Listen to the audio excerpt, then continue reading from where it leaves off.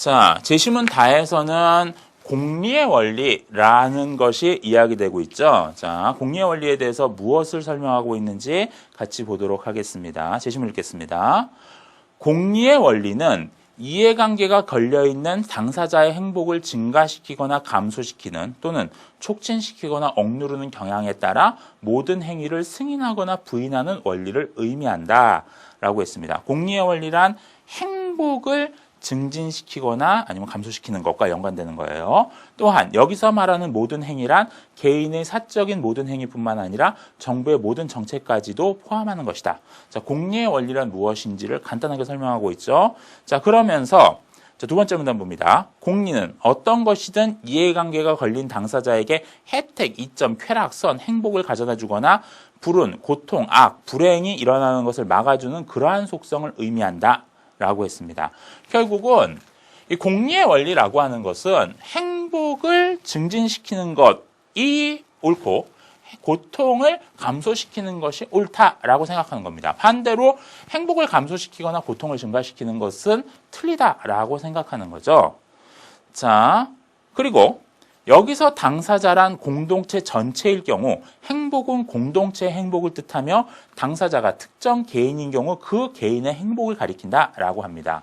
자, 지금 공리의 원리라고 하는 것은 이 행복의 증진을 얘기하고요. 공동체가 당사자일 땐 공동체의 행복이 증진되는 것이 옳다고 이야기하는 입장인 겁니다. 자, 그러면 자, 우리가 지금 생각하고 있는 것은 공공성이잖아요. 자, 이 공공성 실현에 있어서 공공성이라는 것은 사회 전체를 위한 건데 그 사회 전체를 위한다는 것은 곧 공동체의 행복이 증진되는 것이다 라고 여기서는 생각할 겁니다. 자, 공공성 실현 이퀄 사회 전체, 공동체 전체 행복 증진이라고 공리의 원리에선 생각할 겁니다. 왜?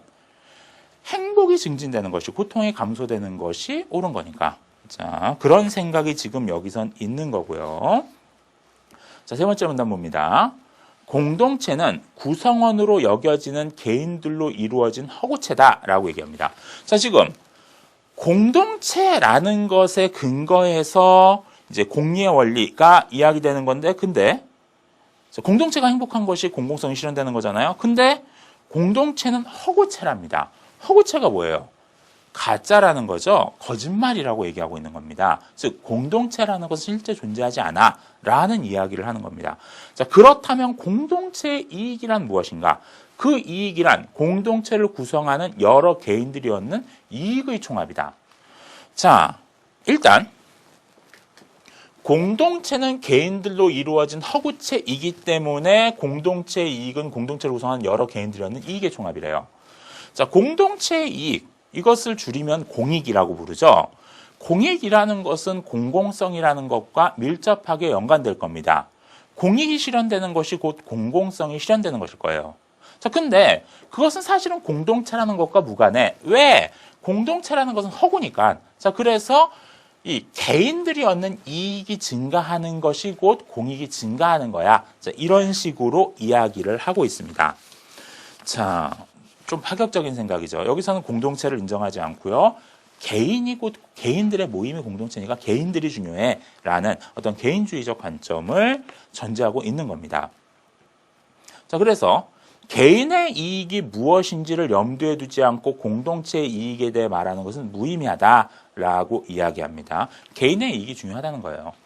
자, 여러분 중에서 아마 공리주의에 대해서 배운 학생도 있을 겁니다.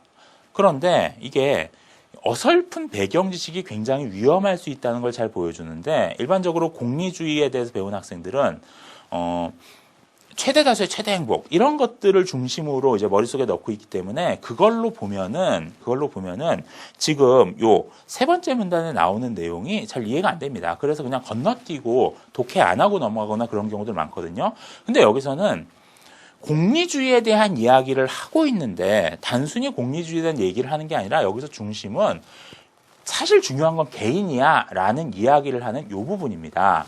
이 부분이 대단히 중요하다는 것 강조합니다. 그래서 개인의 이익이 중요해 공동체의 이익보다 이런 이야기를 하고 있는 거거든요.